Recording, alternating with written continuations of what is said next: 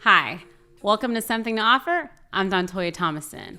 On today's episode, I want to talk about a touchy subject, a personal subject. And with this episode, I have my first guest, and that is my husband, Adam Thomason. If you want to know anything about Adam Thomason, though, you need to go look at @RedRev on Instagram, REDREV, because like the Queen, Auntie Dionne Warwick, I do not do bios. I have always hated when someone asks me for my bio because it makes me feel like, and totally goes against the premise of Something to Offer, that you're only going to listen to this person if they have credentials. So I don't do bios, okay? I'll give them out sometimes if I have to, but on my show, my guests, you want to know about them? Look them up. But Adam is very qualified to talk about this marriage because he's in it. And I wanted to share this conversation today because marriage is hard. Whether you're married or not, this conversation I think is for you because it's a multifaceted conversation. Adam and I have been married for almost 14 years, and we have 3 children. And when we stood on that stage all those years ago, we said a lot of things, and we were really naive. We said a lot of "we won't evers" and "I'll always" and sickness and health, and we really had no grounds to say those things because we didn't know what we were talking about. We'd never been married before. We'd never seen a healthy, long-lasting marriage, and so we really struggled for, the better part of a decade until we were able to get to a point to where we got some new tools. And so this episode today, I'm lovingly titling From Naive to New Tools because, and I say it's multifaceted because Adam had to go on a journey and I had to go on my own journey, but because he's my guest, he's going to talk about his journey of being the first, like in his family, as a Black man in our culture, to go to counseling and to really get some healing in order to be in this marriage and to save a marriage that, quite frankly, just felt like it was in shambles.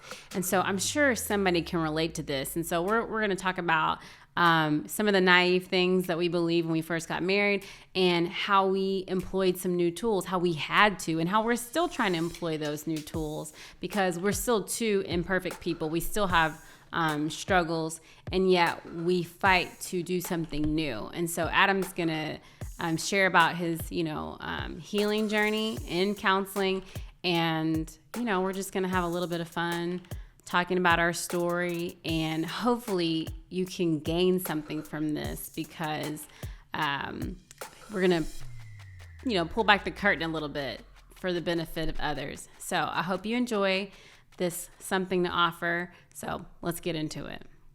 So as I said, my first guest is my husband, Adam Thomason, and I appreciate you coming up from the basement to hang out with me. My brother man from the 5th floor. He doesn't live in the basement. I don't want to start any rumors, but he was watching, Christmas movies with the kids.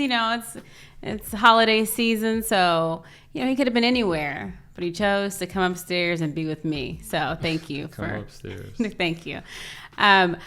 I wanted to have this conversation with Adam because we've been married for almost 14 years, and we talk a lot about our start and how naive we were and just how different our marriage is now that we have new tools.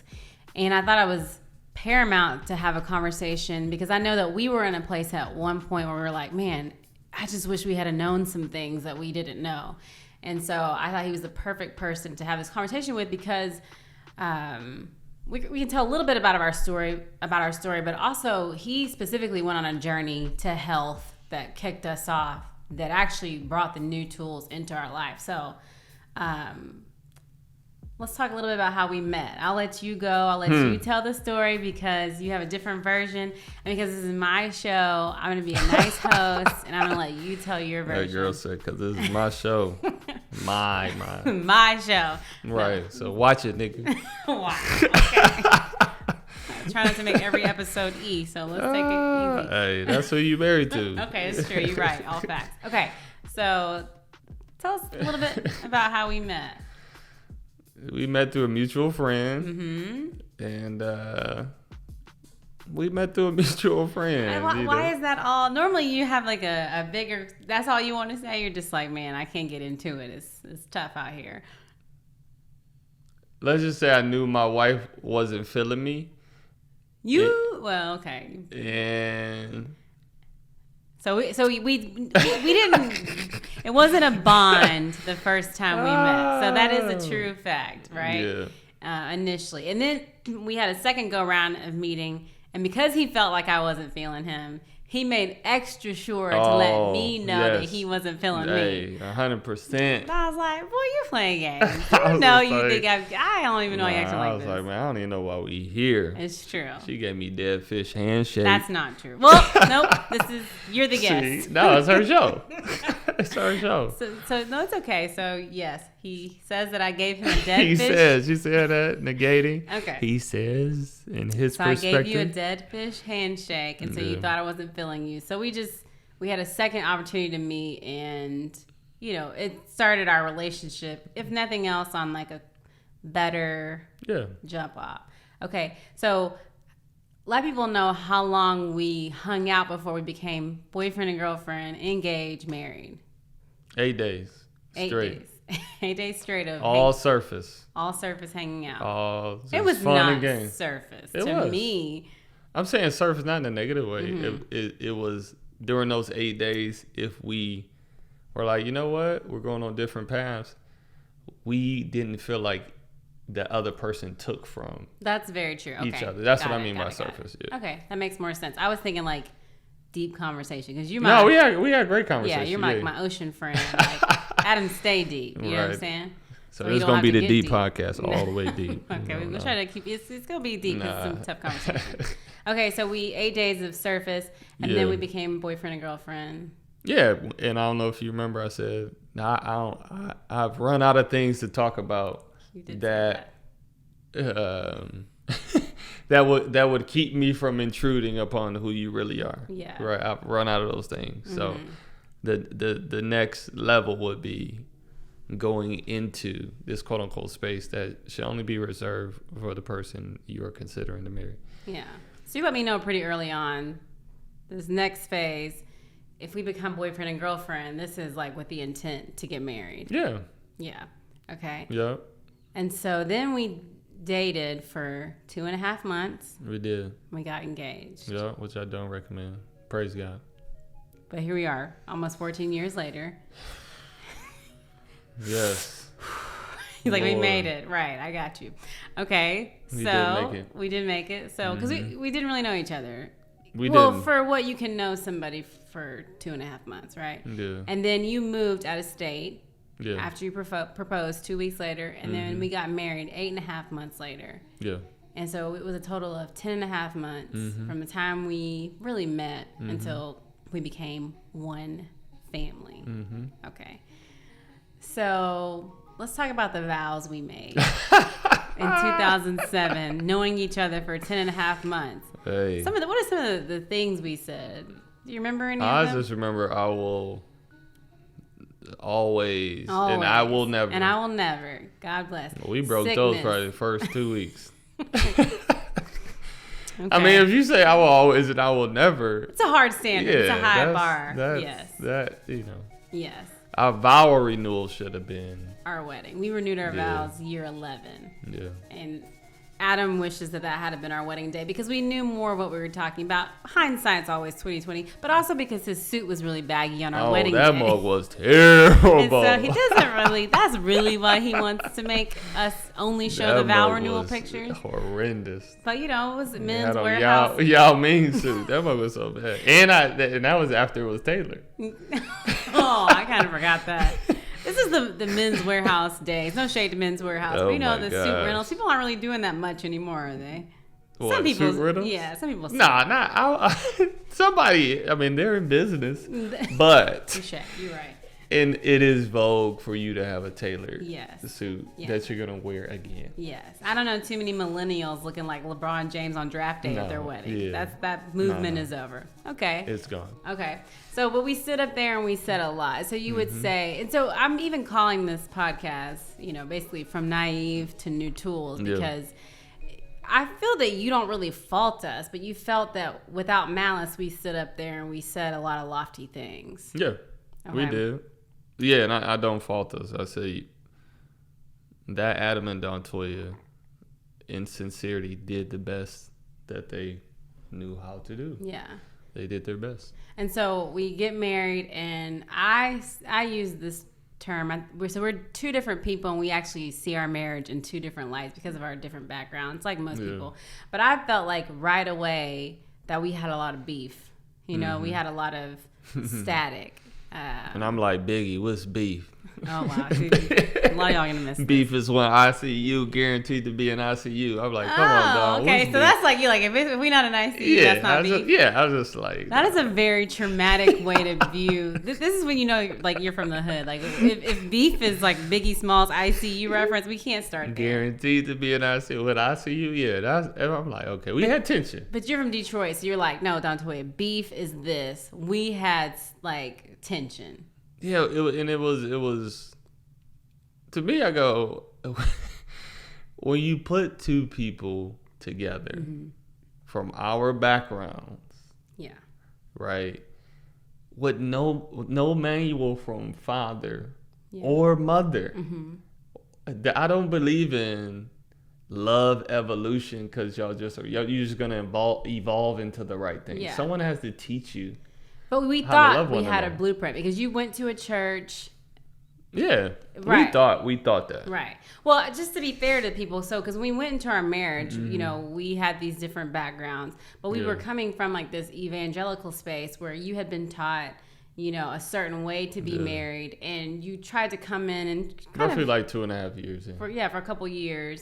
But remember, most of the chunk of my understanding of how to quote unquote engage and handle women was 17 to 23. Okay. You know, college, very liberal school, and then fashion. So at that time, it was more like, oh man, I'm gonna kill this marriage thing if I get married. In a good way or a bad way? In a good way. Oh, so you're like, man, I'm gonna. Yeah, because there. I remember, now that I think about it, I remember having a girlfriend in college where I broke up with her because I go, you too serious. And by the time we got married, Adam was a very serious person. Yeah, because of that Bible, church, seminary circle. Like, it really, I was like, oh, okay, I'm going to have to switch my mind. You know what I'm saying? Yeah. So that just lets you know that in my mind, I go, oh, if this what it means to be married, I'm too chill. Wow. So you're saying, like, so had we got met, like, when you were in college, we would just have a different marriage because you were more liberal, or you went to a liberal school. He went to fashion school, and you just feel like you would have been laid back. But having been discipled, or whatever term you want to use, in this church culture, you then thought, okay, this is the way to be. Yeah. Like, you got to be more resolute, more to be the man. This is where we going, right? And you like, I don't know where we going, but this is where we going. All right, I don't know, but I'm in the front, like I know where we're going. No, for real. The Lord spoke to me. Right, and so we're going forward. Yeah. Come on, Dawntoya. Yeah. Right, and so that caused tension. Oh yeah, it caused a ton of tension. Right, and so what do you think? I guess you describe the climate of the first, decade of our marriage. I mean, it was definitely an unknown of what was going to transpire emotionally each day. Yeah. So it's just unknown, right? Yeah. And that's marriage. But for me, most days felt like you didn't know how to process what was going on inside. And you're like, are you the problem? Do I feel stuck in this thing? Do I not want to be in this narrative that I said I was supposed to, quote unquote, sign up for, and this is the most the most holy thing to do? Yeah. Because So you never thought you would get married. You've said that before. Yeah, I never thought that. You know, my aunts and uncles, you know, they had their divorces. My parents divorced. You know, it's just. And at the time, it was something so specific in the work that I felt like God had for me. This is like finding a unicorn. Mm-hmm. Which, you know, I found a unicorn. Oh, wow. Or God brought me a unicorn. Okay, yeah. You know. Yeah. So, because, I mean, there was no reason for me to go to Denton, Texas, really. Right, no, really. You know, I was actually supposed to go to Paris to work out there, and then change the course, have me go to Denton. That's very different than Paris. Yes. So then we meet. Like, what are the chances? So, speaking like back to the naive part of that, you always talk about this like 14-day principle in the sense of tell me about like being naive. 14-hour principle. Yeah. It was like 14 days. After 14 days, you just get a divorce. Right. Leave her if she ain't working. Sorry, wrong thing. You put her away. 14-hour principle. Yeah. Yeah. So. My 14-hour principle is this, that I wish somebody would have broken down. Yeah. Hey, you got 24 hours in the day. Right. If you sleeping healthily, I give you 8. Yeah. Right? That's 16 left over. Okay. If both of y'all are romantic Casanovas and the time is moving in slow motion, right. I'll give you 2 hours. In bed. That's being very liberal. Being romantic. In bed, looking at each other's eyes, cooking, slow motion, floating. Right. Got 2 hours. You know what I'm saying? You got 2 hours. That leaves 14 hours that you got to ask yourself, is there anything you would do for 14 hours a day, every day, for 50 to 70 years? If you make it that long. Yeah. Yeah. Anything. And most people, they don't think of it like that, but they go. And so obviously you would go to work, but the thing is for 14 hours, when we're not sleeping or being Casanovas, you have to interact with this person and be loving towards this person. Think about this person's needs, patient. Yeah. And so the naive part, you would think that like you realize really quickly that that's a tough job to do. Yeah, it's a tough reality. Like it's a tough existence. You know, like you know, it's even though quote unquote children, you know, let's just say once they're sleeping. Right. Let's just say we put them in the 14-hour principle. Yeah. They really can't fend for themselves. Right. So it makes it kind of different in marriage because you feel like this person can fend for themselves, but there's expectation. Yeah. In that you feel like you need to be on for those 14 hours, and you're just like, man, 14 hours, that's a long time to be on every day. Like I gotta be kind every day. For all the 14. Right. Yeah. I don't get a break from kindness. And yeah. Right. And you start putting on, you know, those other quote unquote virtues. And I remembered feeling this pressure, like as a newlywed, that I had to come across newlywed-esque. Yeah. And you may not have felt that, but I was like, hey guys, we're having fun. Right, and like we like each other and it just and we're the truth was I didn't know you. Yeah. No, we didn't know each other. But there's also this feeling like you have to kind of just go into this thing like you know what you're doing and like you know the person. So that's naive. That's just dawning on me that's just a whole naivety right there. Yeah. Naivete. Sorry. Karaoke. So we have this. We know we're going about our first several years. I think we're having tension and not just like, a little. We beefing because she may have wanted to put me in ICU when she said. So. I was like, what? But there was a thing that everybody has their ideals, and I feel like I was a realist. I grew up where I thought romantic relationships were hard because that's all I saw. People didn't stay together. People fought, like for real fought. And so to me, any tension, any raising of the voice, anything to me was really stressful for me. And we had that in our relationship. And, it's interesting. I went to a church where I heard the pastor say, we've never raised our voice at each other, right? So in my mind, I downloaded that as okay, that's a sign of being in a good marriage. I remember his pastor used to say, like, my wife has had a quiet time every day for what? He would say this 40 years, except for the one time she was in the hospital. I remember being like... Right. And for those that don't speak Christianese, a quiet time is like a lady that reads her Bible for a specific amount of time. In the morning, before the sun is up every day. So, you've downloaded these expectations about what marriage should be. And that came from a specific viewpoint. Both of those settings were like white evangelical world. Yeah. And that wasn't even my personality. I wouldn't be reading nothing in the morning, Christian or non-Christian, music. But Beyonce. Yeah. And Prince. Except for and Whitney. Well, yeah, that's more listening to something. Even if they had books, I wouldn't read them in the morning. Yeah. But the point is like that a lot of the stuff we downloaded wasn't from our culture, wasn't from our personality, and we didn't even take into consideration who we were, and we were trying to live out these expectations. Yeah.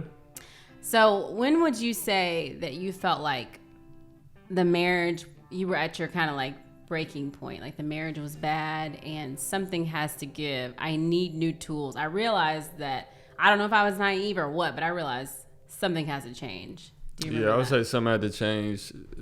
September, I want to say right around the 23rd, 4th. To that 27th range of 2017. Mm-hmm. Real specific. Yeah, I was in Nepal. So if y'all want to do some I know. He's like digging. Getting you guys. Don't go dig to go see the pain in his eyes. But no, you go on my Instagram. Yeah. I was in Nepal. And I remember I felt like the Lord sent me a kid. It's kind of like of hope who reminded me of Zane. But our at that son, our son. And so at that time I was just low because I you felt let down in some way, shape, or form by life, by what people told you, because you did want things to be healthy, well, and thriving, and they were the exact opposite. Yeah. And so at that moment, I just remember thinking like, maybe I should have stayed single. Maybe I was wrong. I read it wrong, and therefore you have ruined. When you're at your low, you have ruined this other person's life and taken 10 years from them, and that they can't get back, right? And now they have to deal with things that you interjected into their life that you never wanted to, but now they're there. Yeah. Right. So. You just dealing with all that. And I remember my brother saying, he just said like, man, in the sincerity, the tools that you had got you to a certain place to survive. But you're going to have to bury those tools and get new ones so you can live, Right. And coming back from Nepal, I got connected with a guy named Don Woodchester, he was a godsend. Still is. Like, he was your counselor. You went to counseling to see him. Yeah, kingdom dude, loves the Lord. I would say that man is full of the Spirit of God, and he was just a blessing to my soul, and ended up blessing our marriage. And so you end up going to counseling, and this is the guy that really introduced you to some new tools, or something new to employ, both in your marriage, but also just for you personally, because you actually told me that y'all didn't really talk about your marriage in the few years of counseling that you, well, not often, but So no, we didn't. Like I would say, in the 3 years, I could remember specifically talking about it one time. Yeah. And so, but what are some of the new tools that you're like, man, I wish that like I had known at the time, when I first got married, or that I would hope that like black men and women, or anybody really getting married, would have from the jump. And I say black men and women just because that's the background that we come from. And Adam had mentioned he's from Detroit. Your parents got divorced when you were 12, and that same year your mom was shot 5 times. She survived miraculously, but that's a lot to happen to a 12-year-old, and that happened 6 months after the divorce. And you have a life that a lot of people don't have. And the streets were crazy. So I'm specifically speaking to backgrounds like that. There's a lot of trauma that we just take as almost like normal, right? To be honest with you. So then you get married, and somebody who has their own traumas, and you're trying to, mesh. So for anybody with that kind of background, what's like a tool that Dawn gave you right away that you were like, man, this kind of freed me to have this new marriage, a new way of being? I would say foundationally, as we get into the tools, he foundationally helped me understand my emotions needed to be awakened because they were killed. They had to be killed in order to survive. When we first talked about my story, his response, and he goes, tell me your story. Even if you try to come in there with a problem, he goes, tell me your story. Yeah. And after I was telling my story, he goes, I'm surprised you're still alive. That your body didn't just give out, your heart didn't collapse just from the emotional stress and trauma you had to go through. And but he said because of that, your emotions and body are kind of dead, to the world, and you're realizing. He kind of says like this duality. You're realizing you can't live dead for 50 to 60 more years on this earth. Like, right. Yeah. It's almost like you're realizing that though that's all you only knew, you're realizing you can't make that endurance. And that's why you're responding the way you are, or because you just don't know. And when she says that, it's like there's a lot of times you're just angry. You don't even know what you mad about. You think it's the other person. You feel like you stuck. You feel like you trapped, and not trapped because of the other person. You go, why am I in this narrative? Yeah. Who signed me up for? Why? How did I get here? But before Dawn, did you even know that you didn't think it was my fault, or did you think the marriage is the problem? What did you think for all those years before you met Dawn? I mean, you would say that in a moment, but you just felt it was more you felt stuck. Yeah. I don't ever remember in my mind and my heart, honestly, fully believing she is the problem. Because I just remember thinking I've been to too many places, cities, countries, or whatever to know that no one thing is gonna give you the fulfillment of peace that you're looking for. Yeah. I did know that, but it also was why is it so much? Like why is it taking all of this? Yeah, and then you're like, well, Christians can't get divorced and they can't do whatever, so you feel stuck, and you're like, are we just stuck? Like this is it? Yeah. This is what we're supposed to be doing? But you said that you had reached the point though by Nepal that you were like, if I do have to get divorced, it's so painful that I'll risk it. I'll take that. Yeah, in the sense of that was the scarlet letter, so to speak. Yeah. And if you had to deal with the story of getting divorced, I was like, I will, because in humility, maybe I just need to say, not I wasted this woman's time, but in humility, maybe I shouldn't have proposed to her. Maybe I should have let her go. Maybe I should, So it was more of those things. It wasn't like, hey, if she would have fixed herself, maybe I knew I shouldn't have got married to anybody, and you push past it. Yeah. So it was more of that thought. Like, you really just sitting there thinking, at first you're like, oh, you're just so selfish, man. Like, you should have just let the good one go. So you were starting to doubt, like, that you made a good decision. You're just like, I just did it because she was there and I thought she was a good one, but I have too much in my life that I should have just. Yeah, you don't know the level of it all, but you do know it's a lot, and I remember growing up thinking that I was a lot for my parents to parent. I've always thought that, but at the same time, you never want to feel that your personality is unlovable, and it was nothing about you. It was all those years of being in different circles in the household and stuff like that. And you go, I'm just tired of feeling like, my personality can't be loved. And honestly, that was probably one of the reasons why I thought I wouldn't get married, because you go, hey, no, it's just a lot to deal with. It is. You felt that? Yeah, I felt that, there was some holy stuff at the time to where I do like to travel in the sense of seeing what the Lord is doing in different subcultures, people groups, help people around the world. That's just a natural propensity for me. I'm a one wing two, you know what I'm saying, for my Enneagram people out there. So I'm a helper. Yeah, okay, there we go. Yeah.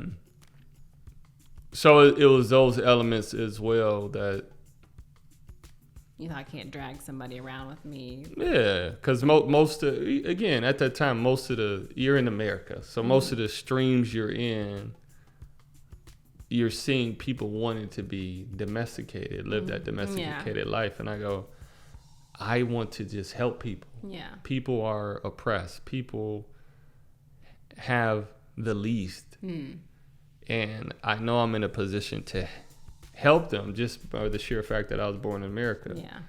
And so knowing that most women I came across, they did not want that. They wanted to be domesticated, yeah. Yeah, so in my head I go, all right. And so that was one of those things where I felt like and I still feel that it was different about you. A lot of the personality, stuff like that, but it was different. And so you fast forward and get into that low point, you just like, maybe the brothers just read it wrong. Yeah. Okay, so what was another tool that you felt that Don gave you, or what was another thing that you employed after speaking with him that you're like, this has the potential, or it did, have potential to change our marriage? Yeah, just the ability to admit you can get hurt. Yeah. People can hurt you in a non-escalating situation. Okay, so explain that. So like anybody's like, just admit you're hurt? I mean, how hard was that for you to say, hey, you hurt me. You hurt my feelings. What does that do for you? Why is that a problem? Well, in the facetious way, you don't grow up in Detroit telling bros you're around like, hey man, what you said that hurt me, dog. Right. And you wouldn't tell women that because they out there. They just as hard as the bros. Yeah, they is. Yeah.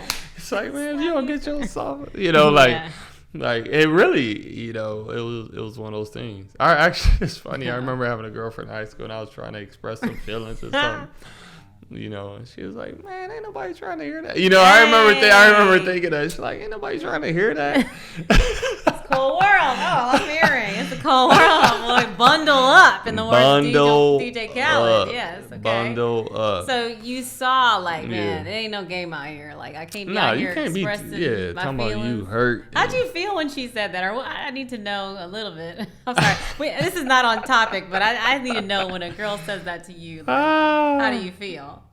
It's one. Like you see in the movie where you said it, then they say, "Man, ain't nobody." I mean, I was just. I don't really feel like that. I just want to see where you were. Oh my god. Because I don't be having feelings like that.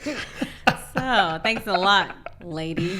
Messed me up. Yeah. So that's actually a tool. You would say, like, man, y'all need to admit that. Things can hurt you. People can hurt you. And when I say in a non-escalated situation, there'll be times to where said thing in our marriage, I would wrongfully get frustrated or angry with it, right? The emphasis on me. Yeah. But then I'll bring up other things that I didn't admit hurt me. And I wouldn't use the term hurt. I would just say, and you doing 1, 2, 3, 4, and 5. And a person who's a counselor has eyes to see would know I'm bringing up those 5 as being hurt, but I don't have the humility and courage to say I'm hurt in a non-escalated way, because it allows me to retain some sense of faith and strength. Yeah. But when you say in a non-escalated way, hey, when you said those things that hurt me, for me, and I think for people in general, the pessimist and person who endures believes they're giving someone a tool to know how to hurt them. So it's like, if I confess this, you'll just turn around later. Because you had no trust for me. Like, the way you grew up, you just didn't have a lot of trust. I had no trust for nobody. Like, that's still an issue for me. It's like,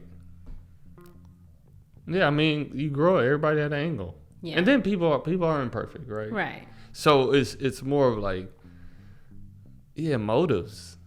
So again, this was before you, like not trusting people was way before you, like And I think that's a huge thing that we just don't talk about, that we come into marriage with these things, like, and there's somebody out there that'll say, well, you don't know my spouse or whatever, but you're like, no, you had a trust issue before you ever met her. You had an anger issue before you ever met him. Like, there's so many things that you bring in. You have, we got married, I was 24, you were 26. And we brought in all those years worth of trauma and personality types into the relationship.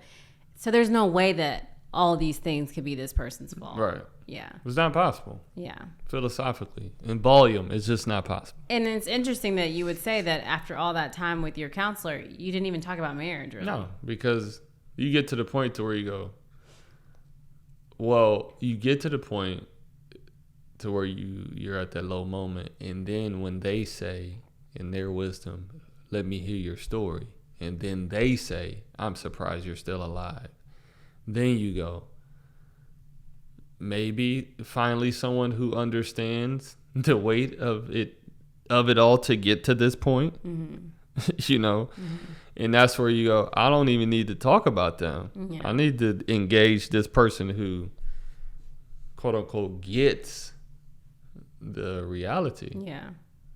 And I do think that's a gift of God for someone to be able to enter into a reality that's not theirs, but be able to grasp the emotional gravity of it.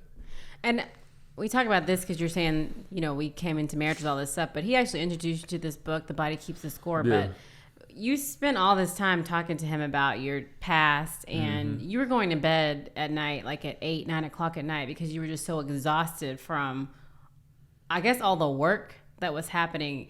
Describe what Don talked about was happening in your body as far as all this pent up. Yeah, he says the body is, the way God made it, it's an emotional river, and it's not supposed to have emotional dams. And when you put dams, meaning you keep the emotions from flowing, that's the ability to say, you hurt me, or I mean, you could talk about on the hurt thing, but on the flip side, you keep from celebrating things you should celebrate. So it's both. You just you're killing all emotions, right? Because if you get too high and you get let down, you'll be low. Yeah.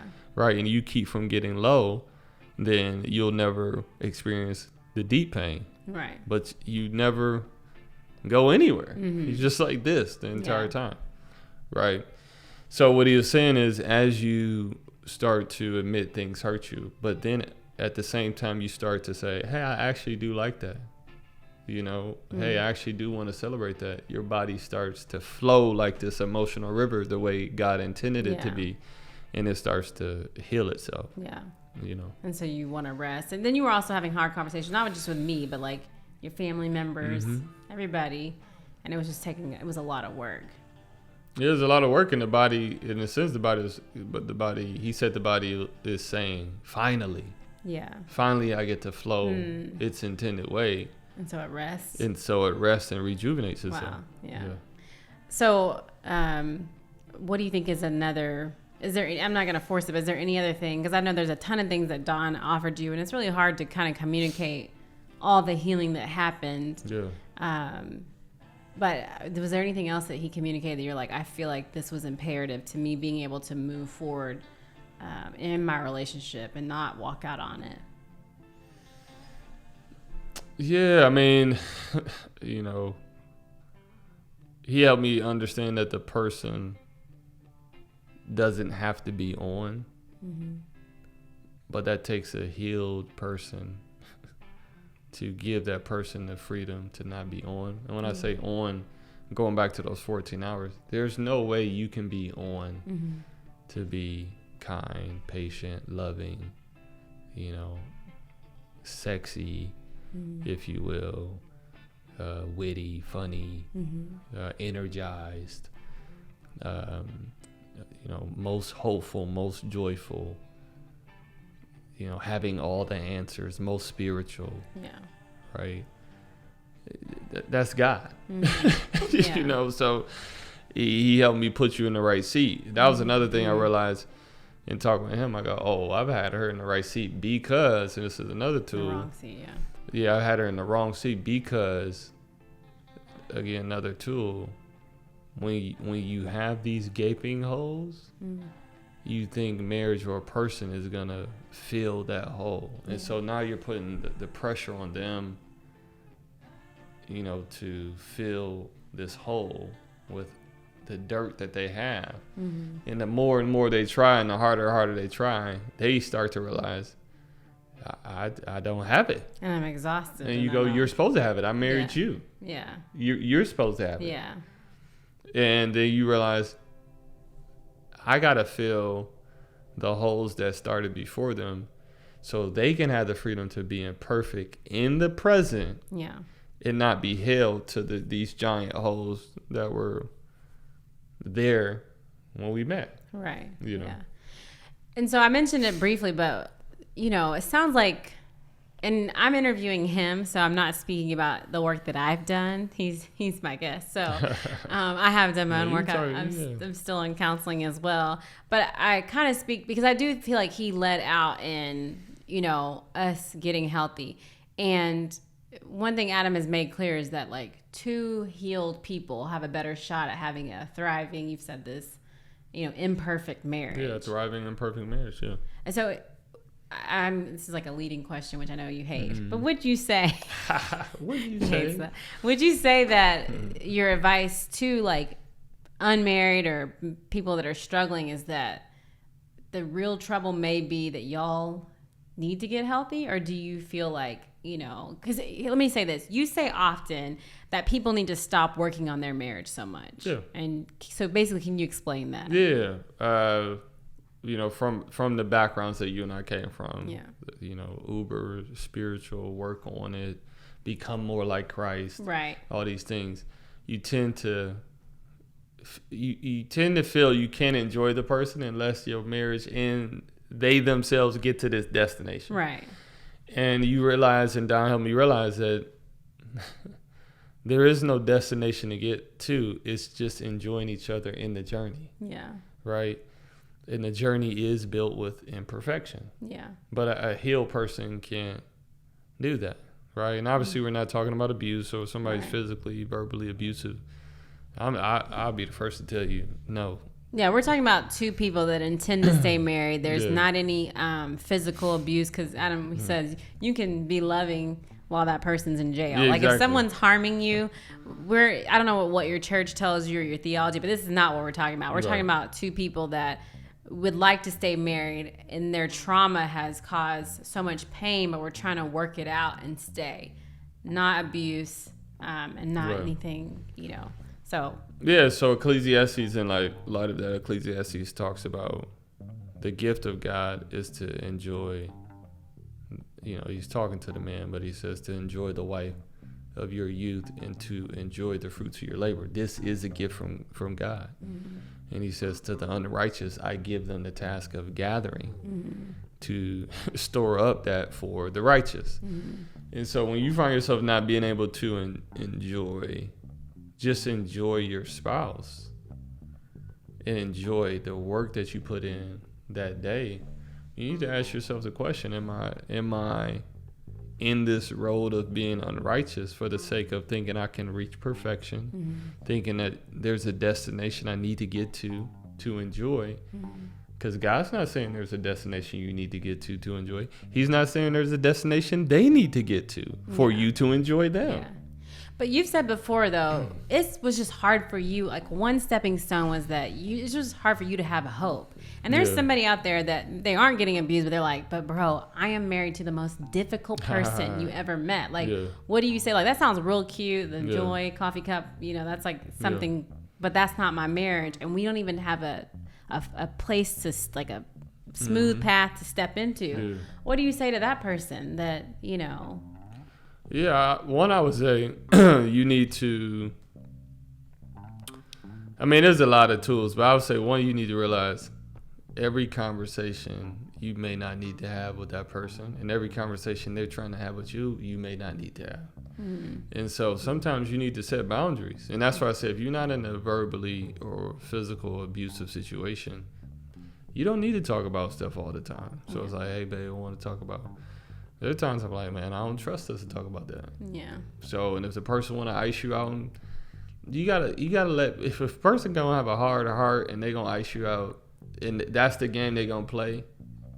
Bundle up. No, I'm just saying, you being a healthy person, you don't have to take on that mentality. That's a tool.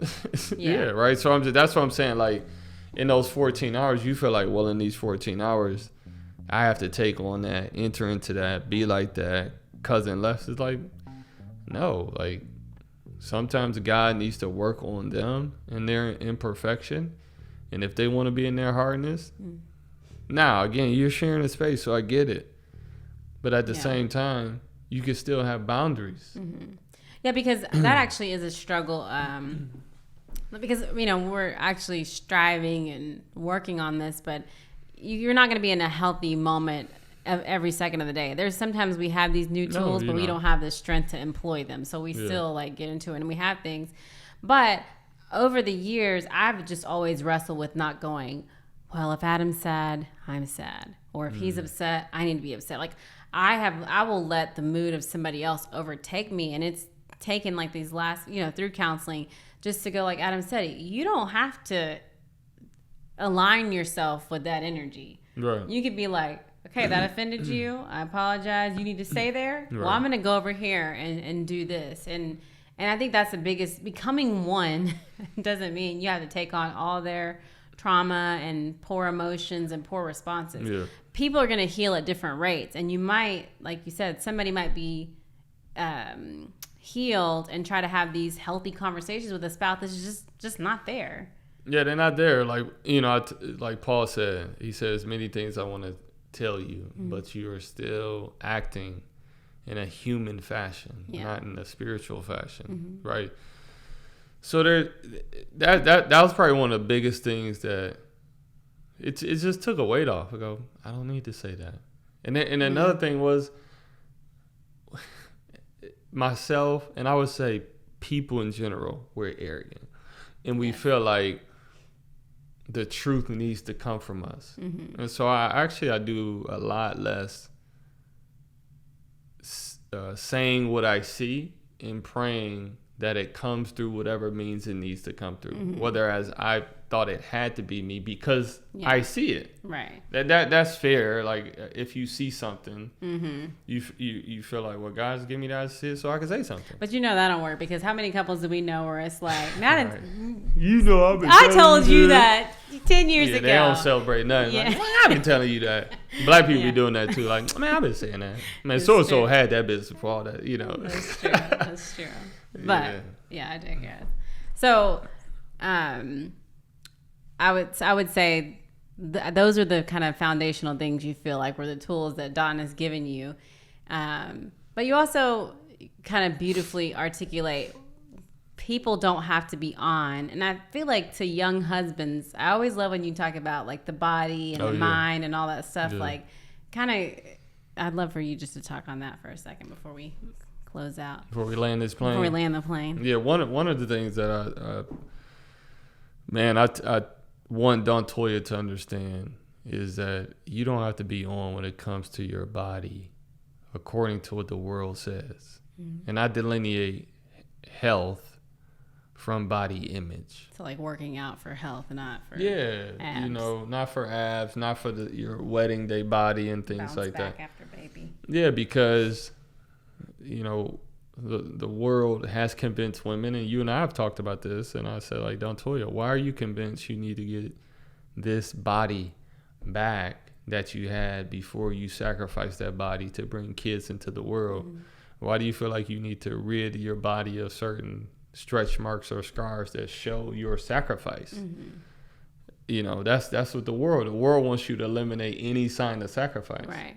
Where like literally in my mind I go, that shows selflessness. That's attractive.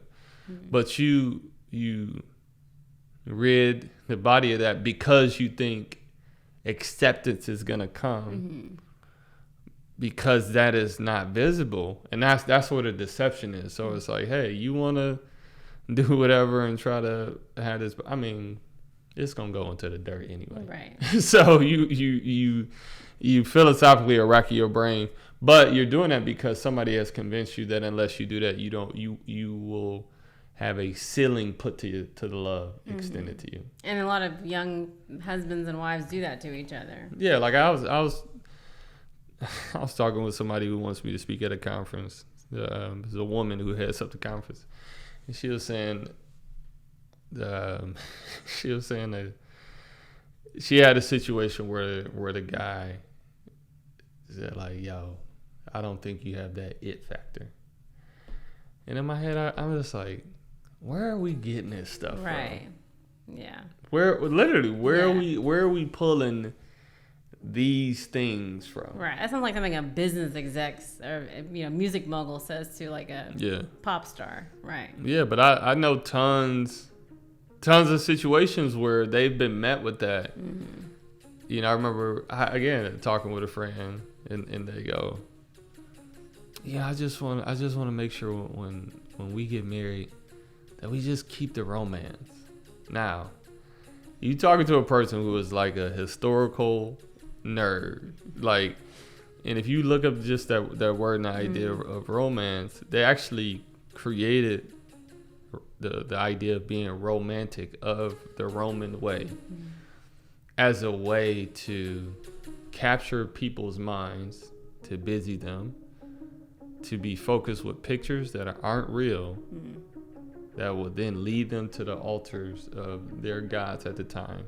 So, you would have like, temple sex or temple prostitution to worship the god. So you had that. And then the France kind of morphed it and took that. But what's funny is even the pagans saw it as fantasy. Mm-hmm.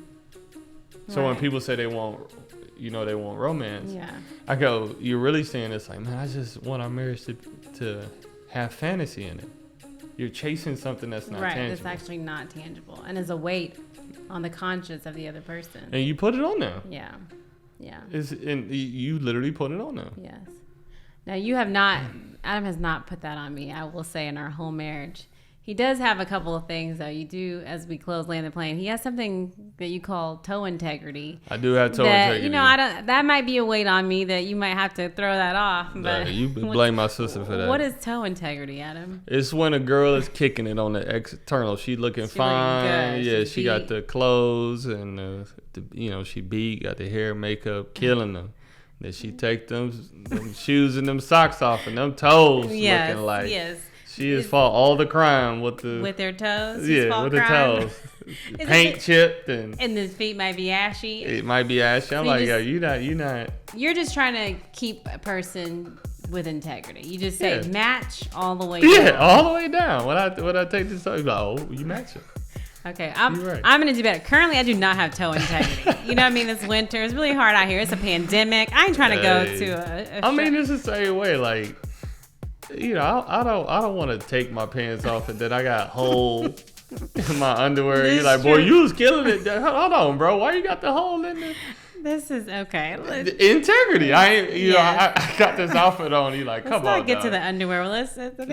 Hey, I'm just saying, keep it consistent, y'all. Yes, it's true. Okay, so but no, thank you for coming on Something to Offer. I really want to talk to him about a ton of things. I wish we could have talked more, but this is such a marriage in general is a topic that I feel like needs to be talked about over and over again, whether you're married or whether you're not married. So I hope to have a lot of conversations with you, but thank you for actually being vulnerable, because I really didn't talk about any of my junk. You just kind of talking about all your stuff. So thank you, because I know you do it for the people. You have something to offer. It's for the people, okay?